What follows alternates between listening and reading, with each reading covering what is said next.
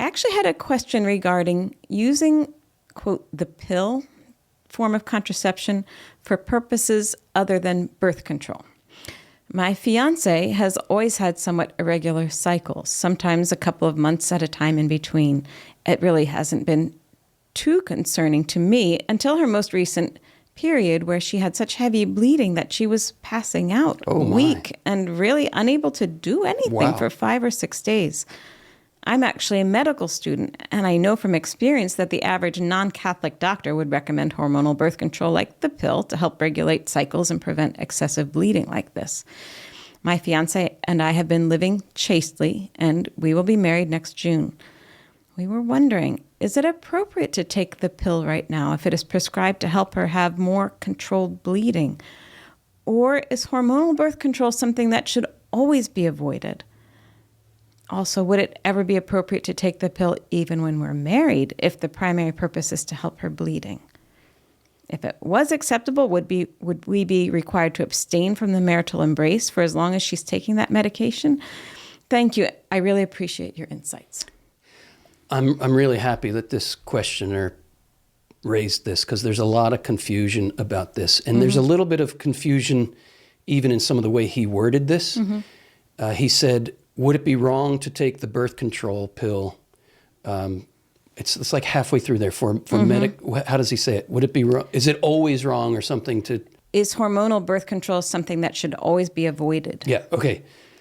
If you are taking it for birth control as a contraceptive, yes, it should always be avoided, because contraception can never be justified, because to render the sexual act sterile is itself an intrinsic disorder and evil in that sense.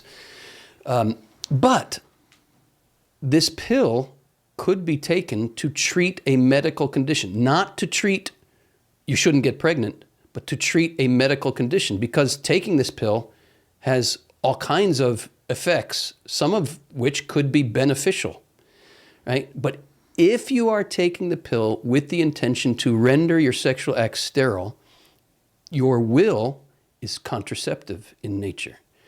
And the sin of contraception is in the will. I will to render this act sterile. Paul VI said this in the document Humanae Vitae from 1968, which was the encyclical that reaffirmed the Church's constant teaching on the subject. The pill was a new technology at the time, and he said, if you are taking this pill, he didn't call it a contraceptive pill, he said, if you are taking this for therapeutic reasons, right, to treat a malady such as she has, which is heavy bleeding, the doctor is not prescribing the contraceptive pill for heavy bleeding. The doctor is prescribing a pill to treat the heavy bleeding that has the unintended side effect of rendering the woman sterile. But if the intention is to treat the malady and not to render yourself sterile, then you do not have a contraceptive will. So the sin is in the will, not in merely the taking of this pill.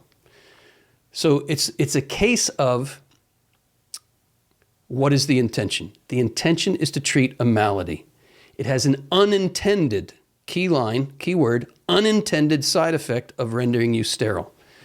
If you were, oh good, I have this malady, I'm getting treated with the pill, but oh good, it's also rendering me sterile. Thanks be to God, we were hoping we wouldn't have children anyway. Well, now you have your will is participating in the contraceptive reality, right? So where is your will? I wish it were as simple as that. Yeah, as you're saying that, I was thinking, I was kind of remembering the stages of our own learning about this issue. And it's more complicated than that, because the pill sometimes works as an abortifacient. And that makes this a very thorny, complex issue. The medical literature was not in at the time Paul VI said a woman in good conscience could take the pill for therapeutic reasons so long as she is not willfully intending the contraceptive side effect. What was not known at the time is one mechanism of the pill is to change the lining of the uterus. There could be a breakthrough ovulation on the pill. a child could be conceived, and a backup mechanism is that the lining of the uterus is changed, and so a newly conceived child travels down the fallopian tube and is unable to implant and is aborted. Because of that danger, in order to avoid that danger, and he does bring this up, would a couple need to abstain? Here's the clarification I want to add. The couple would need to abstain not because the woman has been rendered sterile, because that's not intended, right? But the couple, in order to avoid the possibility of a child being conceived and being aborted, and different moral theologians would come down on different sides here. I mean moral theologians who are faithful to the church and really trying to discern these thorny issues. Right? Because some moral theologians who are faithful to the church and sincere might argue, but that's also an unintended side effect. I would be of the opinion where I would say, yeah, but you know in advance it's possible that a child could be conceived and be aborted. You know that in advance. So I would say, if you and I were in this situation where you had to take the pill for a medical reason, I would want to abstain.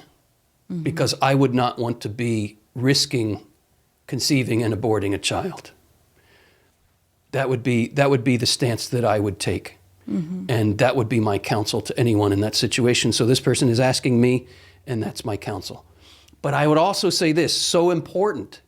There are alternative treatments to heavy bleeding that don't involve taking the pill, that can also be contraceptive in effect and abortifacient in effect. Yeah, and I would like to just say something about that, because it was in your graduate degree, when you were studying, that you learned to answer this question as you did. Yes. About taking what's marketed as a contraceptive, but as a medication to treat something else. But then as we, continued in ministry and we met different doctors, Catholic doctors who are faithful to the church, we learned that especially the Paul VI Institute, where many doctors are trained to really understand a woman's cycle and to use ethical treatments for problems with her cycle, that they are required to agree never to prescribe any, I don't know what word to use that will... Those medications that have the unintended side effect of also rendering the woman sterile and the possibility of being an abortifacient. Right. We were asking why that was required. And the doctor, I remember a conversation with a specific doctor who was just illuminating this for us, that there are options that don't involve supporting the whole contraceptive industry at all, that are better.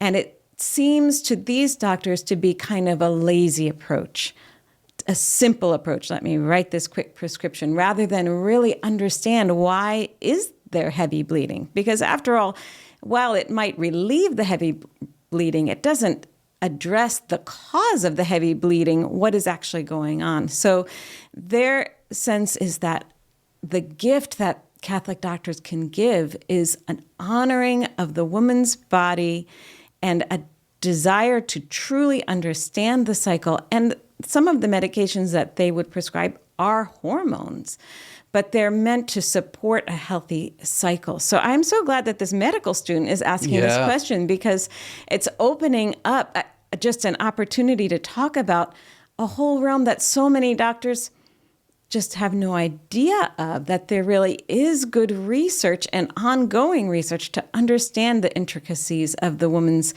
hormonal system and to be able to support its healthy functioning.